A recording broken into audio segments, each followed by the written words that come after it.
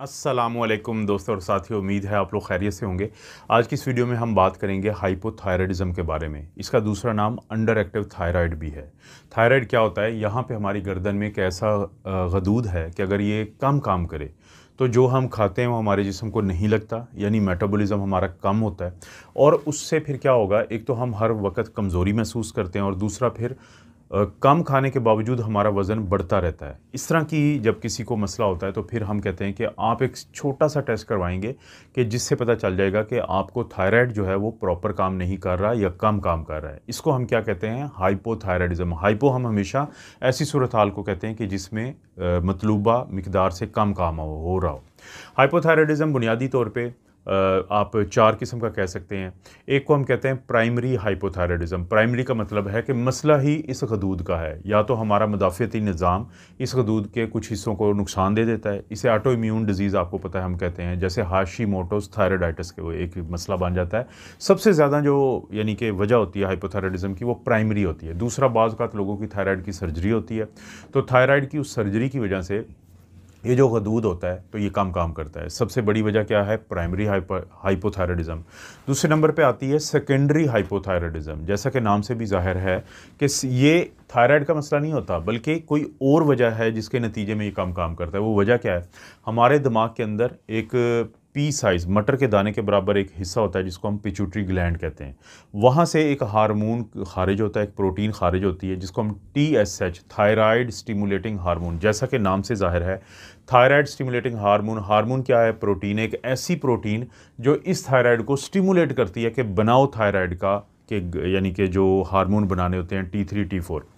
तो जब वो पिट्यूटरी ग्लैंड TSH कम बनाएगा तो ज़ाहिर है कि फिर वो इसको कम कहेगा। जब इसको कम कहेगा तो तब भी थायराइड कम बनेगा जिस हार्मोन, और जिसकी वजह से हाइपोथायराइडिज्म हो जाएगा। तो इसको क्या कहते हैं? इसको सेकेंडरी हाइपोथायराइडिज्म। अच्छा, एक होती है टर्शरी हाइपोथायराइडिज्म। टर्शरी क्या है? ना तो प्राइमरी है ना सेकेंडरी है, बल्कि जो सेकेंडरी को कंट्रोल करने वाला दिमाग का एक हिस्सा है जिसको हम हाइपोथैलेमस कहते हैं, जहाँ से एक और प्रोटीन खारिज होती है जिसको थायरोट्रोपिन रिलीजिंग हार्मोन कहते हैं, TRH। तो वो क्योंकि आगे जाके पिट्यूटरी को धक्का देता है कि तुम TSH को खारिज करो, तो जब वो हाइपोथैलेमस कम काम करेगा, वो TRH कम काम बनेगा, तो तब भी हमारा फिर ग्लैंड जो है थायराइड वो कम हार्मोन बनाएगा, जिसको हम कहते हैं टर्शरी, यानी ना प्राइमरी है ना सेकेंडरी है, बल्कि उससे भी पीछे का एरिया है। तो ये तीन, तो इसमें सबसे बड़ी टाइप क्या है? प्राइमरी। लेकिन ये तीन टाइप्स हैं, और एक को हम कहते हैं सब क्लिनिकल हाइपोथायराइडिज्म। यानी सब क्लिनिकल का मतलब है कि किसी में अगर TSH तो कम है, या ख़ास तौर पे ये होता है कि जब भी आपका थायराइड कम काम करता है तो पीछे से पिट्यूटरी उसे धक्का देने की ज़्यादा कोशिश करता है, लेकिन ये कम काम कर रहा होता है। तो TSH तो बड़ा होता है, लेकिन T3 या T4 जो थायराइड के अपने हार्मोन होते हैं तो वो जो है नॉर्मल होते हैं। तो इसको हम कहते हैं कि किसी को मसला ज़्यादा नहीं है, क्लिनिकल सिम्टम्स नहीं आते, तो सब क्लिनिकल है, और ये 3 से 4 महीने में खुद ही ठीक हो जाता है। तो थायराइड जो है उसकी ये मेन टाइप है, और ख़ास तौर पे प्राइमरी हाइपोथायराइडिज्म मेन टाइप है।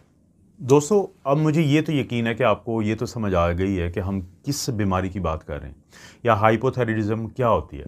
लेकिन सवाल पैदा होता है कि अगर किसी को हाइपोथायराइडिज्म का मसला है तो क्या वो अलामात हैं कि जिनसे इस तरफ ध्यान जा सकता है कि किसी को हाइपोथायराइडिज्म हो सकती है।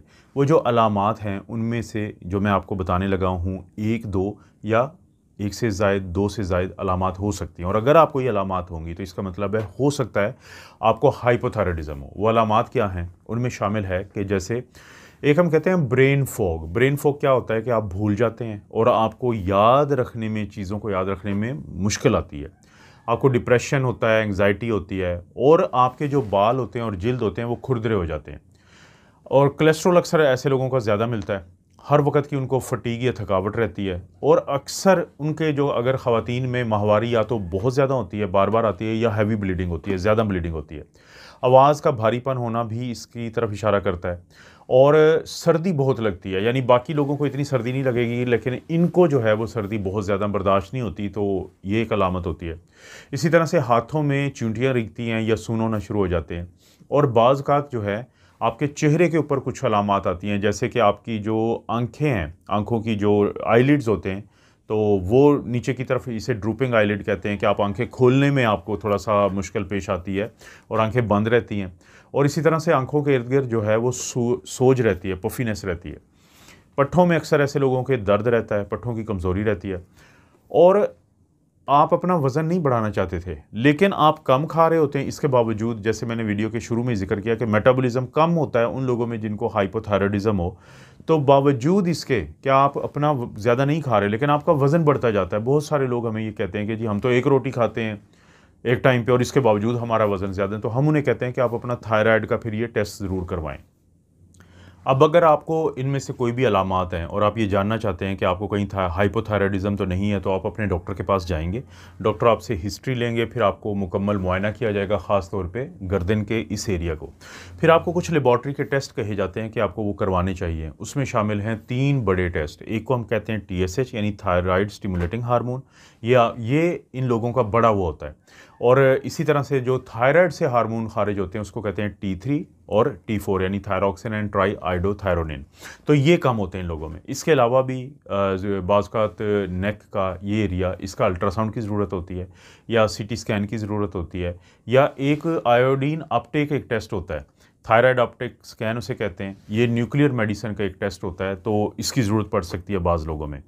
तो इन टेस्ट करवाने के बाद ये बिल्कुल यानी ज़्यादा मुश्किल नहीं है, बहुत आसान टेस्ट हैं जो आपका डॉक्टर करेगा और उसके बाद आपको अगर हाइपोथायराइडिज्म का मसला है तो उसकी तशख़ीस हो जाएगी। लेकिन फ़र्ज़ करें आप कहते हैं कि नहीं बेशक मुझे हाइपोथायराइडिज्म है लेकिन मैंने अपना इलाज नहीं करवाना, तो इलाज ना करवाने से कॉम्प्लिकेशन हो सकती हैं हाइपोथायराइडिज्म की। अब वो क्या कॉम्प्लिकेशन है? उन कॉम्प्लिकेशन के अंदर आपको जैसे इनफर्टिलिटी कि जो बच्चों की पैदाइश है उसमें मसला बनता है, बाज़ लोगों में गिलड़ हो जाता है, यानी ये जो थायराइड है ये बड़ा हो जाता है, सूज जाता है ये एरिया, इसे गॉइटर कहते हैं। दिल के मसले बनते हैं, हार्ट इश्यूज़ बनते हैं इन लोगों में। और ख़वातीन में मिसकैरेज होता है, बच्चा जो है वो गिर जाएगा, बच्चा पैदा नहीं होगा, पैदा होगा तो उसको पैदाइशी कुछ ना कुछ डिफेक्ट्स होंगे, मसले होते हैं। इसी तरह से आसाबी कमज़ोरी इन लोगों को ज़्यादा होती है, पेरिफेरल न्यूरोपैथी। और एक होता है, कम लोगों में होता है कि एक ऐसी जानलेवा सूरत हाल बन सकती है हाइपोथायराइडिज्म के मरीज़ों में जिसको हम मिक्स एडिमा कोमा तक कहते हैं, कि यानी बेहोशी की तरफ भी इंसान जा सकता है। तो ये वो वजह है कि अगर किसी को हाइपोथायराइडिज्म है तो इलाज करवाना इसलिए ज़रूरी है। अब एक दफ़ा हाइपोथायराइडिज्म की बीमारी जो है उसकी तशख़ीस हो जाए तो खुशकिस्मती से ये उन बीमारियों में से एक है कि जिसको आसानी से इलाज किया जा सकता है। इसकी दवाई अगरचे पूरी ज़िंदगी खानी पड़ती है लेकिन बहुत यानी कि कम, देखें एक दवाई दी जाएगी लिवोथायरॉक्सिन की किसी भी ब्रांड की, और डॉक्टर आपको देंगे तो शुरू में देखें इसका आपका ग्लैंड जो है वो हार्मोन नहीं बना रहा, बाहर से गोली की शक्ल में आपको दी जाएगी। हार्मोन की कमी से अलामात थी, जैसे ही कुछ हफ्तों में ये हार्मोन की कमी पूरी होना शुरू हो जाएगी तो वो अलामात कम होंगी और फिर ख़त्म हो जाएंगी, लेकिन दवाई जारी रखनी पड़ेगी। शुरू के कुछ महीने कह लें या कुछ हफ्तों तक TSH या बाकी जो आपका टेस्ट करवा के इसके लेवल को एडजस्ट किया जाएगा आपके हिसाब से। एक दफ़ा एडजस्टमेंट हो जाए तो फिर हर कुछ अरसे के बाद आपका डॉक्टर आप ये टेस्ट करवाएगा ज़रूर, लेकिन फिर आपको मसला नहीं बनेगा। खानी पड़ती है दवाई, आप जब भी छोड़ेंगे तो मसला बनेगा, लेकिन अगर नहीं छोड़ेंगे तो उम्मीद यही है कि प्रॉब्लम नहीं बनेगा। तो ये है सारा हाइपोथायराइडिज्म के बारे में। तो इस तरह की वीडियोस दोस्तों मैं बनाता रहता हूँ। वीडियो को लाइक करें, चैनल को सब्सक्राइब करें, अच्छा सा कमेंट करें और शेयर के काबिल है तो शेयर भी ज़रूर कर दें इस वीडियो को। आप अपना और अपनी फैमिली का ख्याल रखें। अल्लाह ताला आपको और आपकी फैमिली को हर किस्म की बुराई, बीमारी और आजमाइश से महफूज रखें।